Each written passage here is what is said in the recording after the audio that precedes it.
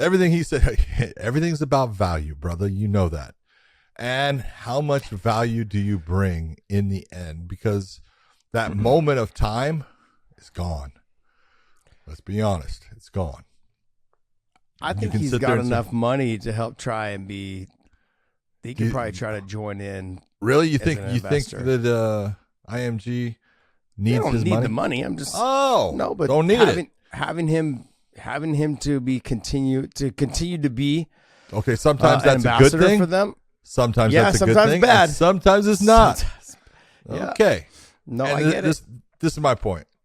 Like Conor saying everything he's saying there, I agree with him. Totally agree with him.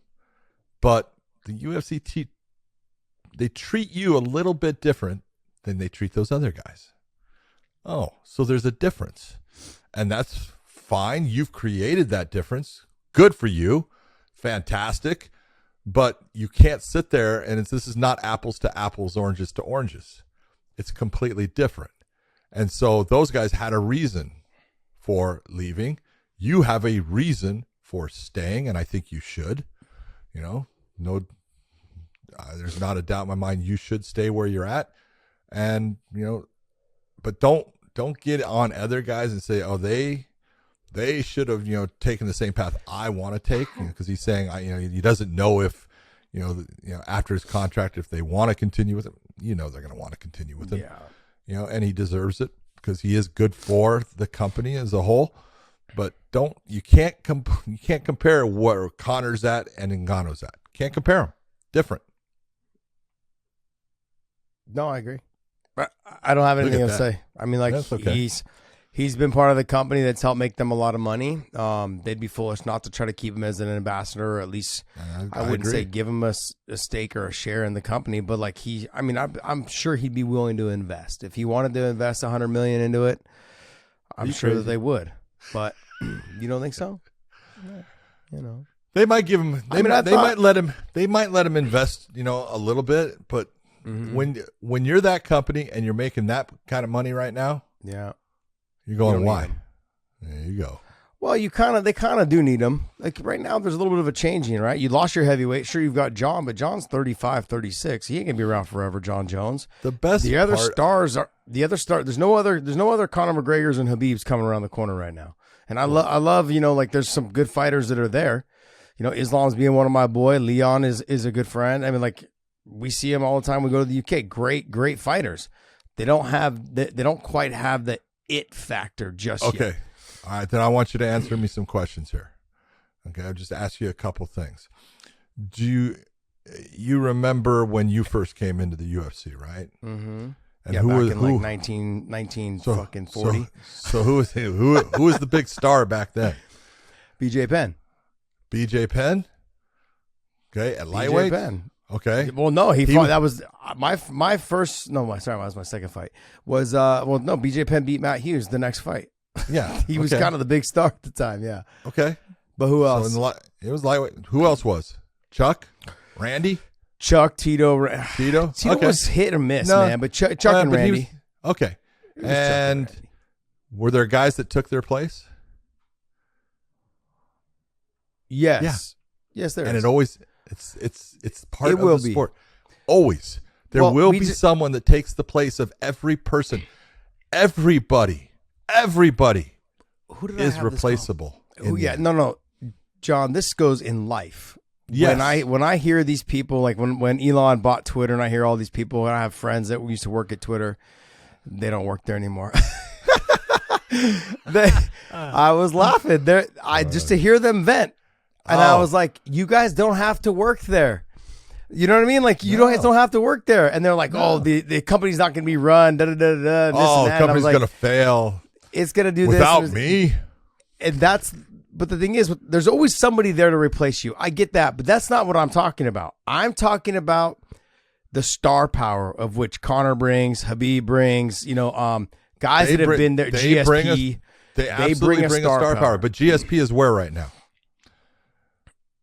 Fucking living in this probably big ass mansion, just chilling.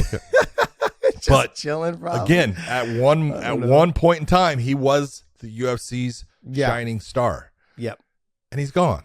No, I get it. and it just marches on, and it's exactly what you're saying. I don't care who you are. Mm-hmm. The moment you think you're irreplaceable is the moment you just made a mistake. Yep. Everybody is replaceable. Now, the person that replaces you might not be quite as good, but they're going to be good, and they're going to be able to replace you. Yeah. What you have to remember is that, for me, like, I feel like timing is everything, right? Like, Colby came kind of at the wrong time. Like Colby, he met his nemesis with Kamaru, and Kamaru just had his number. He came at the wrong time. Like, he probably would have been the next, like, almost Conor had Kamaru not been there, because he's able to beat everyone else in that division as of now or as of before. But Kamaru is his nemesis.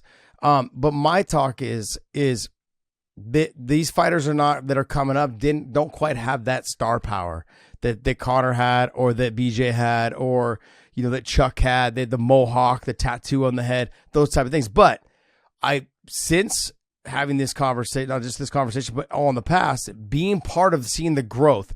I mean, shit, I got signed at UFC 32 or something like that, 35, whatever it was.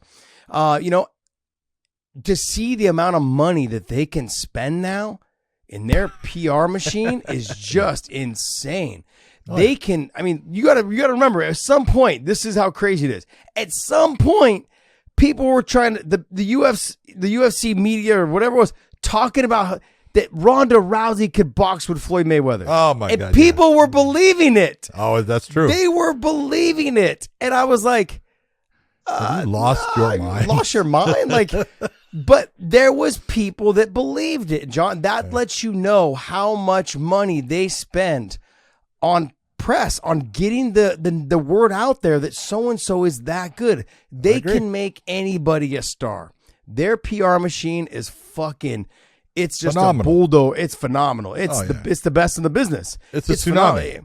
Exactly. That's a great analogy there. It just runs right through you, man. It just runs. Yeah, it just and no matter who comes in, which you got to give them credit for, because that's not easy. Absolutely. No, it's not. No, but when you hit the level at which they're at now, after all the years of them struggling to get people to recognize their fighters and be around and all these other things, they've done a great job. And now, like, that's when people tell me that fighters should be making boxer money. I'm like, you know what? You want to keep the sport going where it is. I would love to see fighters make boxers money. But then you wouldn't have all these undercards. Like guys like Jack Shore, we'd never hear about this kid.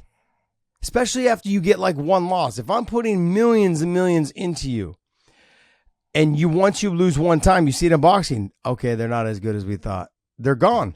They're pretty much, and like it's rare you get them to come back. They kind of linger around in that as long as they're winning, but they're never who they were. I'm sorry, but when guys lose in MMA, like guys like Justin Gaethje, lose in MMA, but then Fiziev, we're going to see them again. And now I'm a fan. I'm a huge fan. And they're actually moving up. And I'm a fan. I'm now addicted to watching this guy fight, and the way he fucking fights this is what I love about our sport. Boxing, once that guy, no matter how great a fight it was, knocked down, drag out, you never see that guy again. And if you do, it's like a fight that you really don't care about. It's like he's fighting some chump down the road and he gets his win, and now he's trying to make his way back. They never fight the top guys. It's so rare to see them fight the top guys. I'm sorry, but we're going to see Fiziev fight another top 10 guy here coming up. Yeah. You can't say that about boxing. No matter how, like, and as much as I'd like to see the fighters make as much money as the boxers do, I like to see these young guys have an opportunity to make a lot of money, which a lot of money could be anywhere between, $150,000 all the way up to $500,000, whatever it is. But they're making money and living a career. They're making a career out of themselves for the next however long. The PR machine is a tsunami. It will run through you, make you believe that Ronda Rousey can box with Floyd Mayweather. That's how big they are. That's how big they are. They will make a star out of somebody. They will. Yep. There you go.